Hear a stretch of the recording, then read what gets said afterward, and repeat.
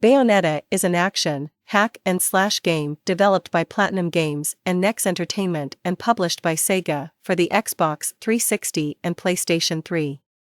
It stars Bayonetta, a shape-shifting witch with as many spells as she has guns, and hair that would make Sindel envious. The game opens with a cutscene that plays out like one looking over still images on a roll of film with audio playing over it. A woman is talking about how someone broke the ancient commandments and crafted a bond with one of the light, making an impure child, and sentenced them to be eternally imprisoned. Chaos ensues, people are running away screaming, Bayonetta is being stabbed, and then we see her underwater in a casket being awakened by a scuba diver. It's all really confusing, and unfortunately, the story doesn't get any easier to understand from there. This is another game that starts you clear off and makes you wish you would have read the instructions manual. You're falling through the sky out a broken clock tower with the narrator explaining what's going on. That'd be nice, and all if I wasn't busy fighting for my life. As is the norm with hack-and-slash games, you're surrounded by enemies, and while button mashing is all well and good, your best bet is with performing as many different combos as you can as fast as you can. As if that isn't enough, when you kill an enemy, gold rings, otherwise known as halos, drop to the ground for you to pick up. There's even a guy named Eggman. Nice reference, Sega. In case the halo wasn't enough of a hint, the main enemies you face in this game are angels. I don't mean the pretty ones you see on paintings in churches and museums, these are some ugly motherfuckers. They're probably way more truer to the Bible's depiction of angels than anything else you've seen. In addition to regular moves and combos, you have special moves like Torture Attack, which trigger a humorous scene where Bayonetta tortures the bejesus out of the enemy.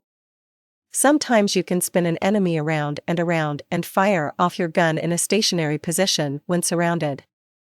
The game will present you with several real-time events to keep you on your toes if you want to score higher, and at the end of each stage you'll be awarded a trophy depending on how well you did.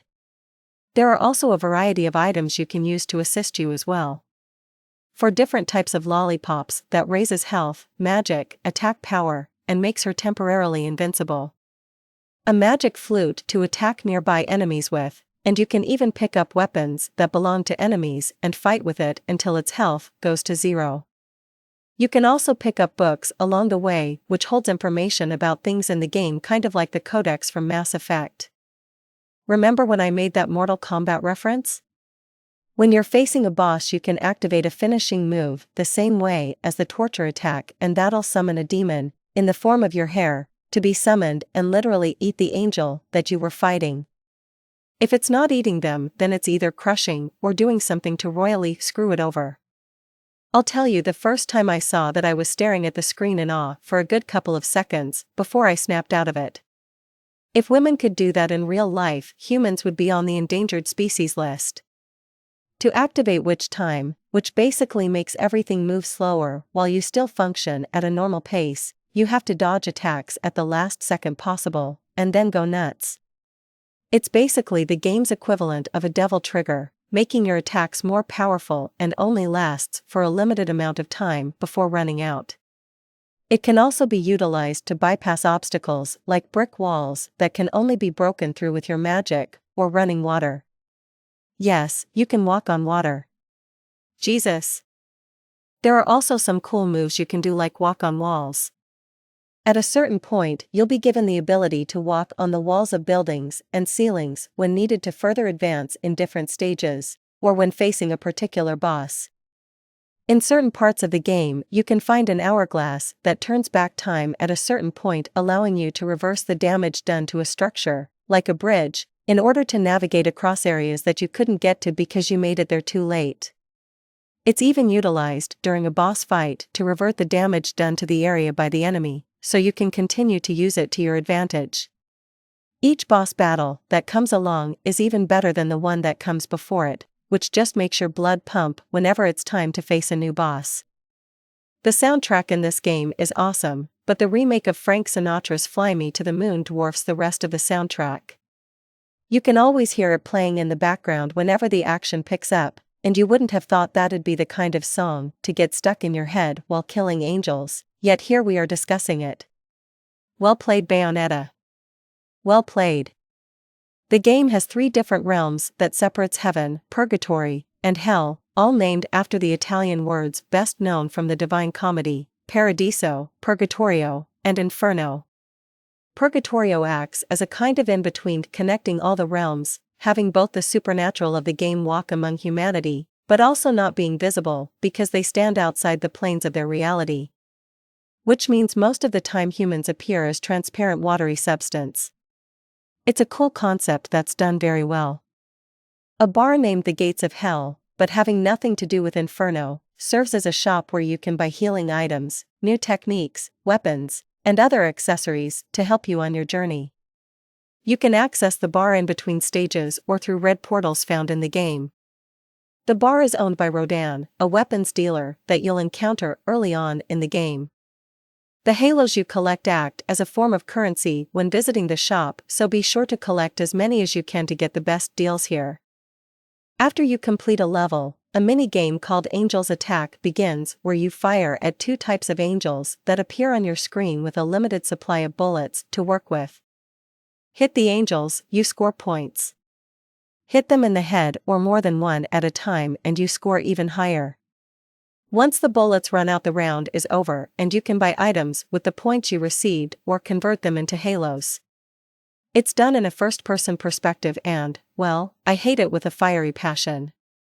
It gets old and repetitive fast, and I wish there was a way to skip it, but you can't. Storytelling in the game switches from the roll of film format I mentioned earlier, and the usual full animation. What the criteria is for switching, I have no idea. I doubt it's little more than a style thing the developers were just playing around with to stand out. It works. I have no real complaint regarding the style, it's a style. You either like it or you don't. The narrative itself can get confusing rather easily, and if you're not paying attention you're going to be lost. In fact, you could be paying attention and still be pretty lost. The supporting cast doesn't have much substance either, but that seems to be a reoccurring theme in hack and slash games that I've played. Enzo is an Italian stereotype, Rodan is a black man stereotype, Jean is a bitch, and Luca is the comic relief. Which leaves the star of our show, Bayonetta. Despite looking like a supermodel for BDSM, the character herself is actually not that bad.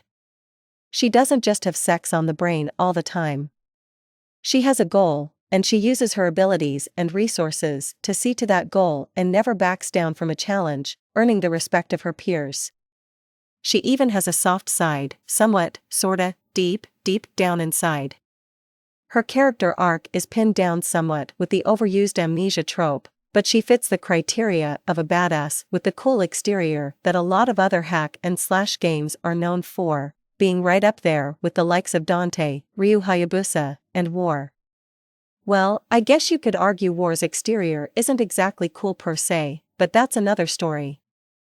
Bayonetta is a fun hack and slash, and one of those games where you have to embrace the sheer insanity of it all if you want to enjoy it. If you can do that, then you'll be just fine. If not, or you don't like hack and slash games in general or games with angels and demons, this probably isn't something you can enjoy. Get it?